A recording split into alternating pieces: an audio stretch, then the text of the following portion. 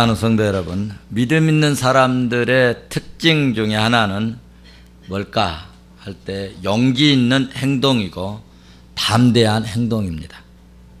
제가 경험한 바로는 두렵고 떨릴 때도 주 예수 그리스도 이름으로 기도하고 믿음으로 나가면 나도 몰래 이상하게 성령 충만함의 역사가 나타나서 그렇게 떨리는 그 가슴, 떨리는 그런 모습에 있다가 희한하게 강하고 담대함을 나타내는 역사가 일어나더라고요.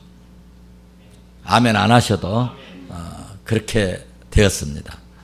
사도행전 4장에서 사도들이 부활하신 예수 그리스도를 증거를 했어요. 기적도 일어났어요. 병 나은 사람이 일어났어요. 나타났어요. 안진뱅이가 일어나는 기적이 일어났습니다. 참으로 성령 충만함이 눈으로 가시적으로 이렇게 나타났습니다.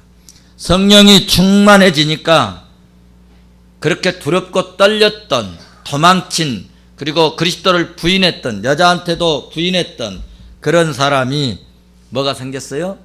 용기가 생겼어요. 두려움이 사라졌어요. 베드로와 요한이 그랬고 모든 사도들이 그리하였습니다. 120명의 성도들이 다 그리하였습니다. 그들은 모두가 한결같이 두려움이 물러갔어요. 두려움이 사라져버렸어요. 그리고 당당해졌습니다. 예수가 부활하시고 예수로만이 구원받는다고 당당하게 말하고 증거했습니다. 다 같이 본문 13절을 같이 보시도록 하겠습니다. 같이 봅니다. 시작. 그들이 베드로와 요한이 담대히 말함을 보고 그들을 본래 학문 없는 범인으로 알았다가 이상히 여기며 또 전에 예수와 함께 있던 줄도 알고. 아멘. 여기 담대히 말함을, 그들이 베드로와 요한이 담대히 말함을 보고, 옛날 성경에는 기탄 없이 말함을 보고 그렇게 표현했어요. 근데 기탄 없이라는 이 단어도 헬란 말로 페르헤시아라고 하는 단어인데 이것을 번역하면서 새롭게 담대히로 바르게 잡았습니다.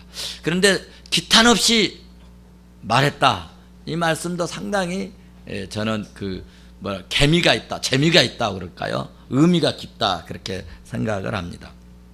어쨌든 기탄 없이 그렇게 두렵고 떨고 비겁했던 사람들이 이제는 기탄 없이 예수 그리스도를, 부활하신 주님을, 복음을 증거했다고 13절은 말씀하고 있잖아요. 기탄 없이라고 하는 이 말 속에 그들의 마음이 이제 얼마나 강하고 담대해졌는가라고 하는 것을 우리가 살필 수가 있습니다. 예수 그리스도께서 부활하셨고, 부활하신 예수 그리스도께서 우리의 생명이시고 우리의 구주라고, 우리의 메시아라고, 우리가 구원받을 수밖에 없는 그분이 곧 예수 그리스도라고 증거를 했습니다. 이렇게 기탄 없이 담대하게 복음을 증거하니까 그리스도를 핍박하고 그리스도를 핍박했고 그리스도를 그렇게 모질게 이제 폭력을 가했고 죽게 했던 그들이 깜짝 놀라게 되었고 충격을 받게 된 것입니다. 왜 놀랐고 충격을 받았을까? 네 가지로 충격받은 상태를 말할 수가 있는데, 첫째는 베드로와 요한이 기탄 없이 담대하게 말하는 모습을 보고 깜짝 놀란 겁니다. 오늘 13절 말씀에 보신 것처럼 학문도 없고, 그리고 전에 예수님 따라다녔던 사람, 예수님이 신문당할 때 예수님을 부인했고 저주하고 그리고 도망쳤던 그런 사람 아니냐 이거죠.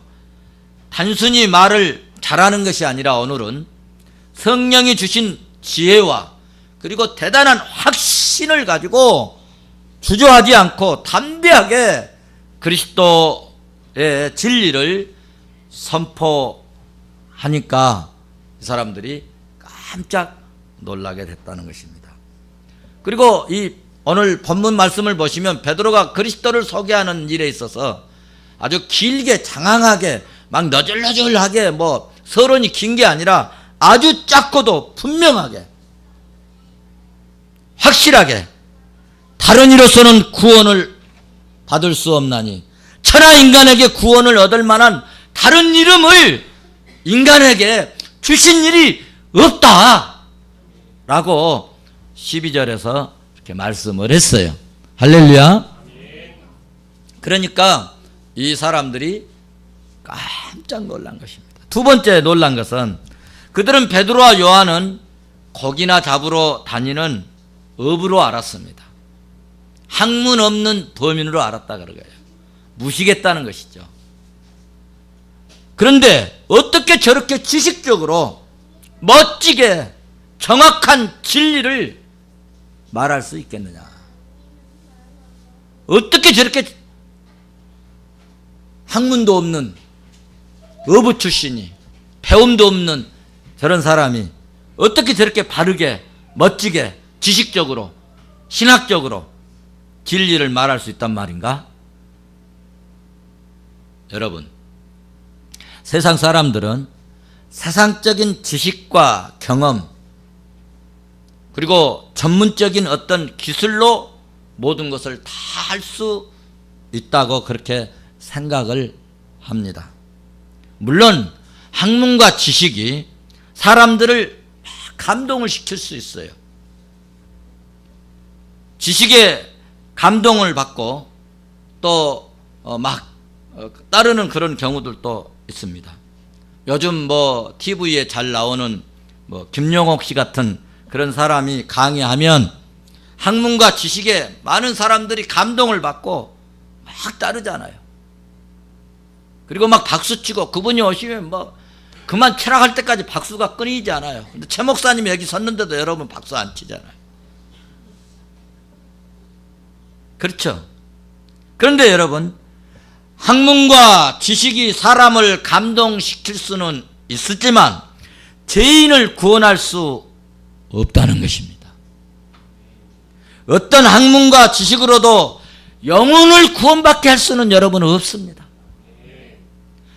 학문이 어떤 일정한 이론이나 어떤 상대적 진리를 제시할 수는 있어요. 그러나 사람들의 마음을 휘어잡을 수 있을 수는 있으나 그러나 사람을, 인간을, 죄인을 구원할 수 없다는 것입니다. 저는 지난 금요일에 친구 목사님이 딸 결혼하는데 피로연을 다녀왔습니다. 해남에서 했습니다. 많은 친구들이 모처럼 이렇게 토요일 날, 다음 주 토요일이 결혼식인데 금요일 날 피로연을 했어요. 그래서 어떤 친구들이 토요일 날 가면은 목회 방해되니까 지방이고 그러니까 우리 금요일 날 내려가 버리자.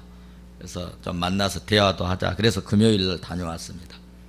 동료 목사님들이 많이 왔습니다. 대화를 많이 했어요. 신학적인 그런 말도 나왔습니다. 신학적인 그런 말도 나왔는데 저는 그런 이야기를 했습니다. 세계적인 대학자고 신학의 대가라 할지라도 신학적인 부분에 엄청난 세계적인 그런 학자가 말했다 할지라도 성경에 없는 말을 하는 것은 결코 따를 필요가 없다. 따를 필요가 없다. 우리는 오직 성경 안에서 살고 성경 말씀만 설교해야 된다. 그렇게 말을 했습니다. 이게 동의하십니까? 사람을 구원하는 것은 여러분 멋진 논문이 멋진 학문이 아니라 오직 말씀, 오직 예수 그리스도, 오직 성령의 역사로만 가능한 줄 믿으시기를 주의 이름으로 축원합니다. 축원합니다. 그렇습니다.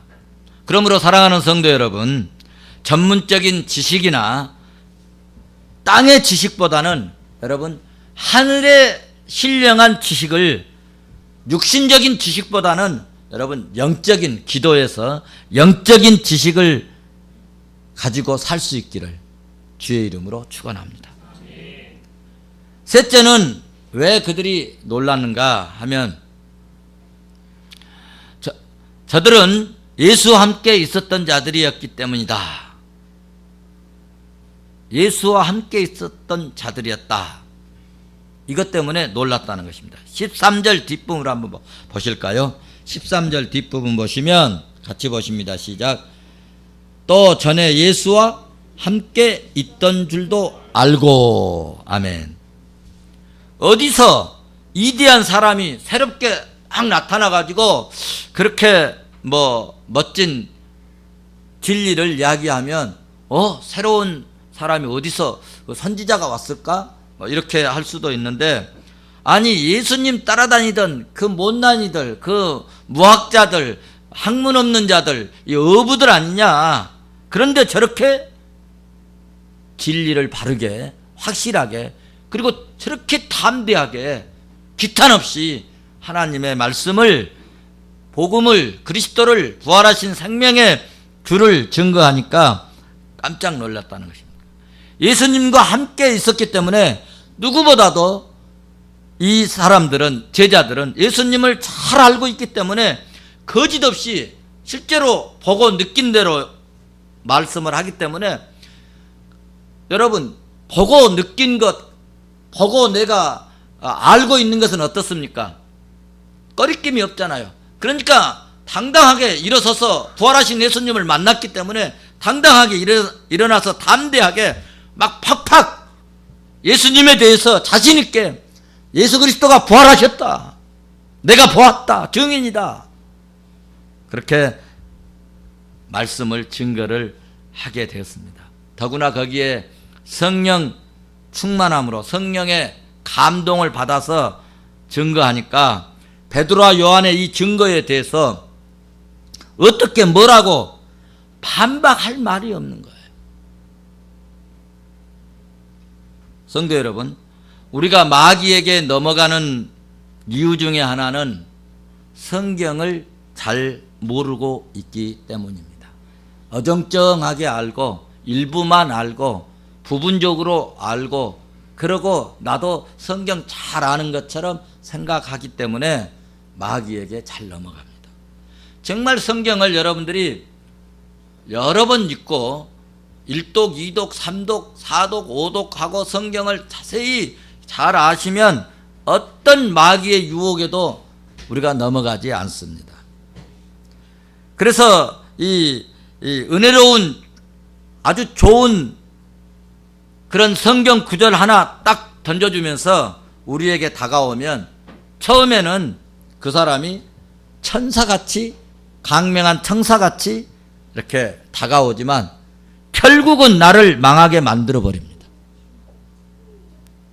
귀신이 우리에게 접근하는 방법은 막 무섭게, 싸납게, 그러면 처음부터 안 가죠. 아유, 저 사람 무섭다. 아유, 저 사람은 싸나워. 성질이 나쁘네.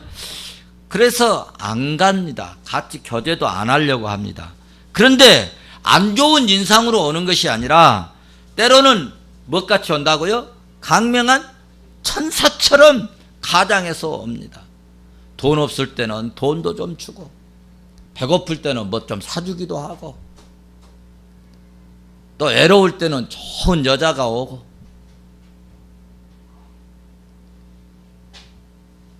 귀신은 신앙적인 방법으로 다가와서 여러분을 속입니다. 비신앙적으로 오면은 이거는 비신앙적이구나 하고 아예 거부하죠. 그런데 사탄도 우리에게 접근해 올 때는, 유혹할 때는 신앙적으로 와요. 굉장히 신앙 있는 것처럼 하고, 기도도 많이 하는 것처럼 하고, 그렇게 하고 와요. 처음에는 모든 것이 천사 같고 모든 것이 다 좋게 보입니다. 그런데 저 같은 경우는 어떻습니까? 아니면 아니라고 말을 합니다. 여러분들 그렇게 하면 안 됩니다. 집사님 그렇게 하면 안 돼. 그렇게 하면 안 좋아. 끝이 안 좋아. 안 된다니까. 그러니까 여러분들은 때로는 당장 그런 얘기를 들으면 기분이 상할 수도 있고 마음이 아플 수도 있습니다. 자기가 지금 뭔가 하려고 결정을 딱 했는데 목사님이 그건 안 돼. 그렇게 하면 안 돼. 그러면 그동안 계획하고 하는 것이 다 망가져 버리잖아요. 무너지잖아요. 그러니까 목사님 기도는 안 해주시고 방해하시나 이런 생각을 가질 수가 있어요.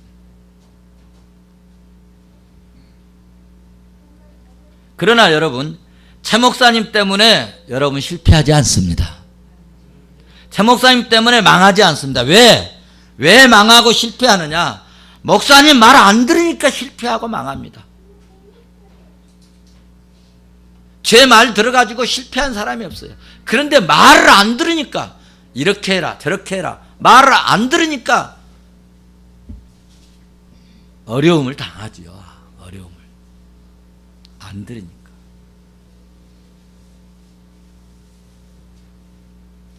마귀도 성경을 가지고 교묘하게 우리를 속이고 우리를 이용해 먹고 결국은 우리의 삶을 아주 피폐하게 만들어 봅니다. 이런 마귀에게 안 넘어가려면 성경을 많이 알아야 합니다. 기도를 많이 해야 합니다. 그래서 정말 영안이 열려야 하고 성령 충만해야 마귀에게 우리가 속지 않습니다. 우리 성도들은 마귀에게 속지 마시기를 주의 이름으로 축원합니다. 축원합니다. 네 번째 놀란 것은 더 이상 할 말이 없는 것은 하나님의 은혜와 능력과 기적적으로 안진병이가 일어나고 지금 그들과 그 현장에 같이 서 있기 때문에 할 말이 없는 것입니다. 옆에 서 있는 안진병이가 일어서서 같이 함께 사도들과 그 현장에 있기 때문에 하나님께서 함께 하신 것이 이보다 더 확실한 증거가 어디 있겠습니까? 우리에게도 이런 강력한 증거와 간증이 있기를 바랍니다. 우리가 예수 믿고 확실하게 은혜 받고 확실한 간증거리가 있어야 확실하게 분명하게 전도를 할 수가 있어요. 오늘 말씀을 봐보십시오. 얼마나 자신만만하게 증거합니까? 15절 16절을 한번 봐보십시오. 같이 봅니다. 15절 16절 같이 봅니다. 시작. 명하여 공회에서 나가라 하고 서로 의논하여 이르되 이 사람들을 어떻게 할까? 그들로 예루살렘의 모든 사람에게 알려졌으니 우리도 부인할 수 없는지라. 아멘. 무슨 말씀이에요?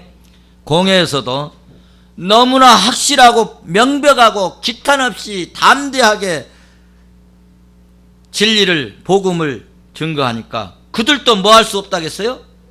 부인할 수 없다. 아니 들어보니까 책 잡을 게 없다 이거예요. 흠 잡을 게 없다 이거예요. 맞네. 부인할 수 없다는 것입니다. 그래서 이제 공회가 큰일이 난 겁니다.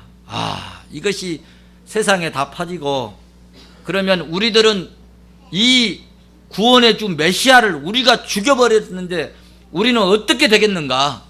그래서 이 사람들이 큰일이 난 겁니다.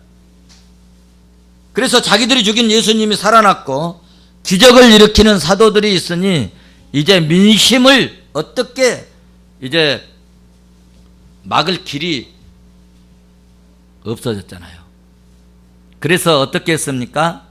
15절을 봐보세요. 15절 의논을 합니다. 15절 같이 봅니다. 시작. 명하여 공회에서도 나가라 하고 서로 의논하여 이르되. 네. 그 의논해가지고 어떻게 했느냐? 그 내용이 17절 18절에 기록되어 있어요. 17절 18절 다시 한번 봅니다. 시작.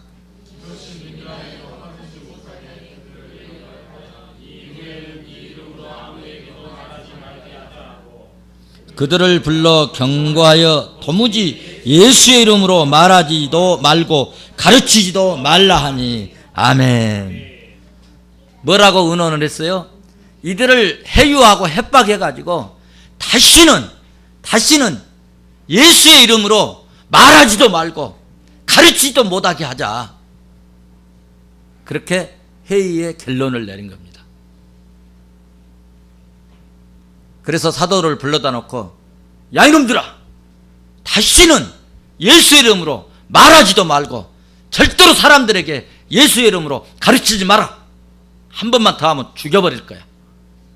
이런 얘기입니다. 그런데 사도들은 뭐라고 말했는가? 19절 20절을 다시 봅니다. 같이 봅니다. 시작.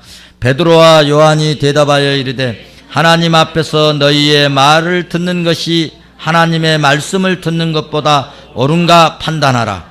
우리는 보고 들은 것을 말하지 아니할 수 없다 하니. 아멘. 그렇습니다.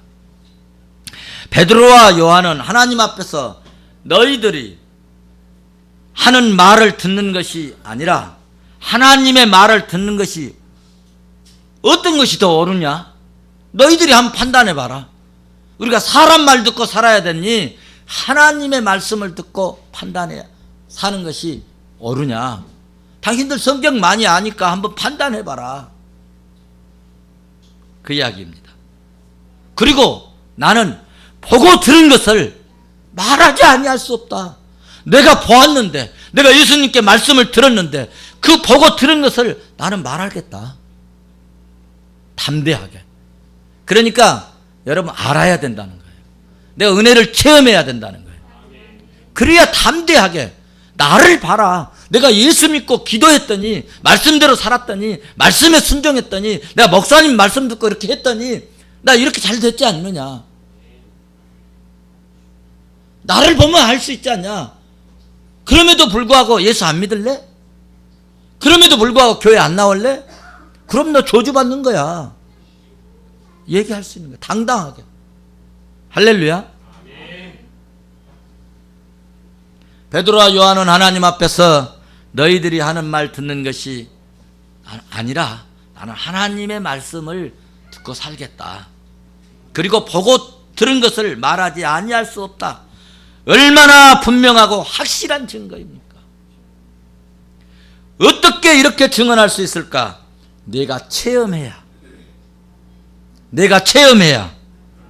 확실하고 분명한 증거를 할 수 있다는 것입니다. 우리가 어떻게 체험할 수 있을까요? 그러면 어떻게 체험할 수 있을까요? 믿음으로 살아야 체험할 수 있죠. 믿음으로 살아야 체험할 수 있죠.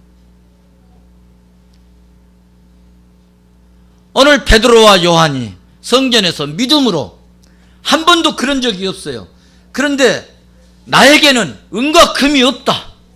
지금 구걸하는 그 안진병이에게 은과 금은 없어. 그런데 내 안에 있는 주 예수 그리스도 이름으로 명하노니 곧 나사렛 예수 이름으로 일어나라. 믿음 가지고 일어나라가 있습니다. 그런데 그 믿음대로 일어나 버린 거예요. 믿음 없었으면 어떻게 안진병에게 일어나라 그렇게 말할 수 있겠습니까?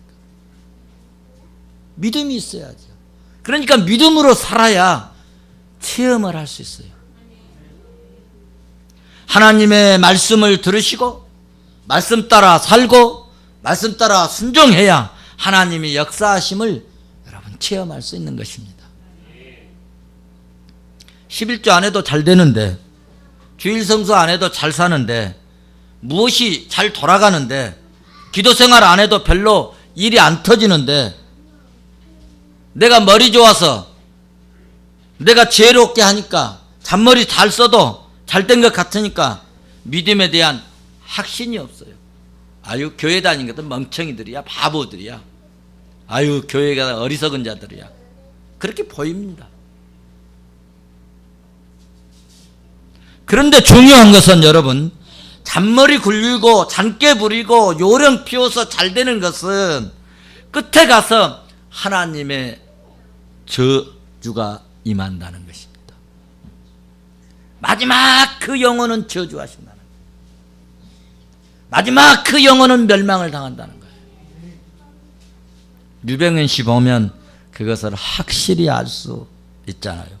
그러므로 여러분의 가정을 믿음으로 세우시기를 바랍니다. 여러분의 사업을 말씀으로 키우시기를 바랍니다.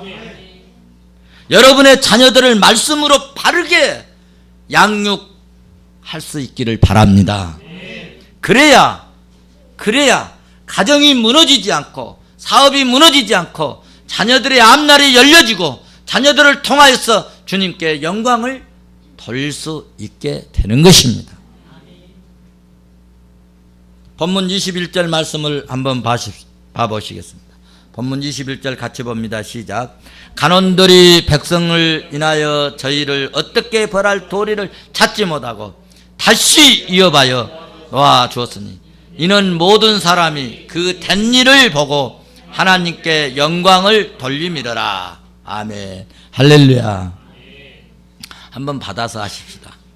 그 된 일을 보고 하나님께 영광을 돌리니라. 여러분, 그래서 목회자는요, 성도들이 잘 되도록 그토록 기도하는 것입니다. 만약에 여러분들이 안 되고 못 되고 실패하고 망하고 정말 힘들게 살고 늘 그러면 목회자는 할 말이 없는 거예요. 목회자의 자랑거리는 뭐냐? 목회자가 힘있게 살 수 있는 비결이 뭐냐?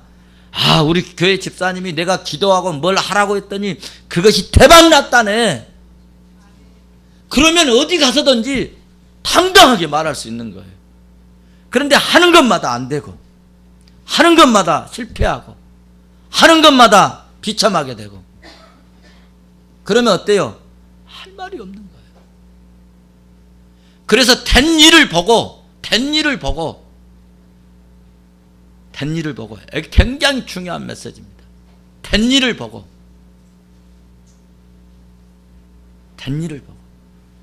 어떻게 했다고요? 하나님께 영광을 돌리니라. 성도 여러분, 하나님의 일을 하다 보면 꼭 느끼게 되는 일이 있는데요. 저도 목회 생활을 30년 넘게 하는 겁니다. 그런데 우리 하는 일을 보고 사람들이 대체적으로 두 가지 반응을 보입니다. 하나는 부정적인 반응, 하나는 긍정적인 반응. 하나는 믿음의 반응, 하나는 믿음 없는 반응을 보여요. 교회 공사를 해도, 교회를 건축을 해도, 무슨 행사를 해도 꼭 두 종류로 나타나는 현상을 느끼게 됩니다.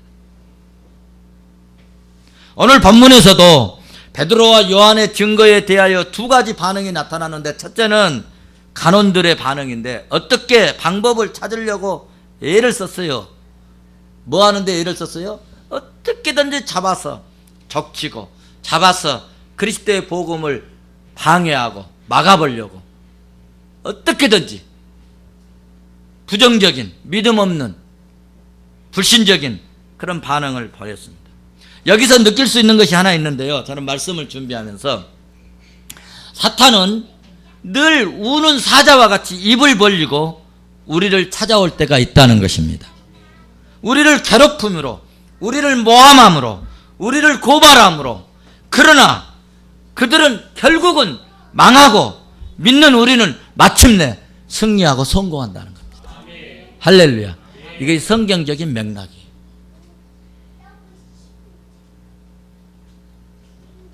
오늘 본문에서 사탄이 한 길로 왔다가 7길로 도망가는 모습입니다. 이것이 믿는 자에게 주시는 은혜요, 축복이요, 승리인 줄로 믿습니다. 그러므로 어떤 위기에도 우리가 신앙생활하면서 이 세상 살아가면서 어떤 위기를 당해도 여러분 마귀에게, 불의에게 무릎을 꿇지 마시고 하나님의 말씀을 붙드시기를 바랍니다. 피 묻은 십자가를 붙들고 몸부림치시기를 바랍니다. 그러면 기도하는 자가 이기고 말씀 따라 사는 자가 이기고 믿는 자가 이기고 성령 충만한 자가 이기는 역사가 일어날 줄로 믿습니다.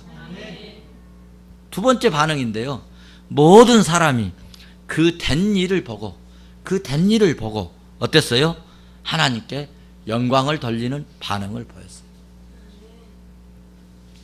꼭 기억하십시오. 복받을 자는요 복받게 삽니다. 그런데요 망할 자는 꼭 망할 짓거리만 합니다. 사람을 따라다녀도 꼭 망할 사람만 따라다니고. 저는 성경을 보면서 이 사람은 정말 망할 사람 보이잖아요. 보여잖아요. 복받을 자는 항상 믿음의 반응을 보입니다. 민수기 14장에서 나오는 정탐꾼 12명의 정탐꾼 보내잖아요. 그것을 보더라도 그것이 이런 반응에 대해서 확실하게 우리가 이해할 수 있습니다. 부정적인 반응을 보였던 사람들은 가나안, 그렇게 열망하고 소망하고 갈망했던 희망했던 그 젖과 꿀이 흐르는 가나안 땅 못 들어갔어요.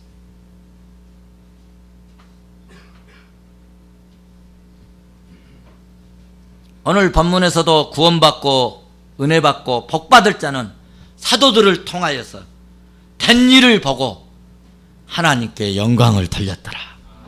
할렐루야. 얼마나 신납니까? 얼마나 신납니까? 그러니까 여러분, 하나님께 영광이 되어질 때까지는요, 옆에서 막 뭐라 하기도 하고 이게 그냥 목회를 치워버릴까 어쩔까 막 그런 마음을 갖게 하는 경우도 있습니다. 차라리 배추 장사하면 이런 신경 안 쓰고 낫지, 그런 생각이 날 때도 있습니다. 니아가에다 사과 몇 박스 싣고 다녀서 팔고 그냥 그거 먹고 살지. 야, 이거 어떤 이번에 갔다 오면서 친구 목사님들이 하는 그 목사님 그 시찰에 그런 목사님 계셨대요. 교회를 시작했는데 뭐 한 6, 70명까지 모였는데 교인들끼리 싸워가지고 교회를 못 하겠다는. 교인들이 2, 3명밖에 안 남았다는 거예요. 그래서 이제 먹을 것은 없고 그러니까 할 수 없이 이제 노동판에 다닌다는 거예요. 근데 목사님이 노동판에 다니면서 생활이 좀 나아졌어요. 그래서 이제 그 시찰에 나오는데 물어봤대요. 노동판에 다니면서 힘들고 어려운 일 없냐고. 일하는 것은 전혀 힘들고 육체적으로 힘든 게, 이건 뭐 스트레스도 안 받고 참 좋은데 제일 힘든 게 뭐냐? 일하러 딱 갔는데 아는 집사님이 거기 뭐 사장이라든가 그러면 또 목사님이라고 말 안 할 수도 없고, 또 그분이 목사님이라고 안 부르면 좋은데 목사님 이것 좀 하세요, 목사님 이것 좀 하세요. 너무너무 그게 힘들더라고요. 그리고 또 어디 가서 또 아는 분 만나면은 힘들더라고요. 그럼에도 불구하고 먹고 살아야 되니까 다녔다는 거예요. 그런데 하나님의 은혜로 어떻게 해가지고 이제 교인 3, 40명 되는 그런 교회에 가셨대요. 그러니까 자녀들이 본래의 자리로 가니까 그렇게 좋아하더래요. 근데 이제 사례금 150만 받는데 일할 때는 그래도 뭐 이렇게 3, 400 됐는데 이제 사례금 딱 그거 받으니까 힘이 들다는 거죠. 그런데 이제 그분에게 물었대요. 그 친구 목사님이.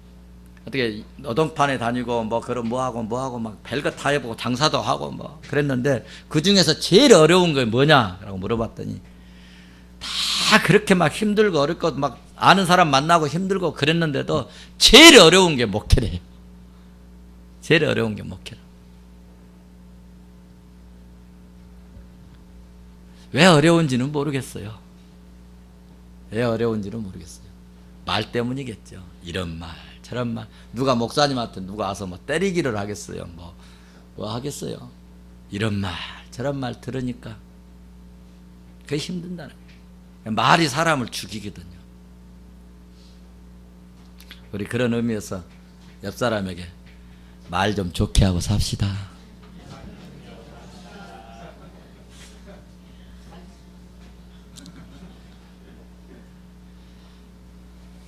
사랑하는 성도 여러분, 말씀을 맺겠습니다. 신구약 성경의 주제가 뭘까요? 신구약 성경의 주제가 뭘까요? 신구약 성경의 주제는 예수 그리스도와 하나님 나라입니다. 그러면 우리 인생의 목표가 뭘까? 우리 인생의 목적이 뭐냐? 우리 인생의 목적이 뭘까? 여러분, 우리 인생의 목표가 뭡니까? 여러분의 삶의 목표가 뭘까요?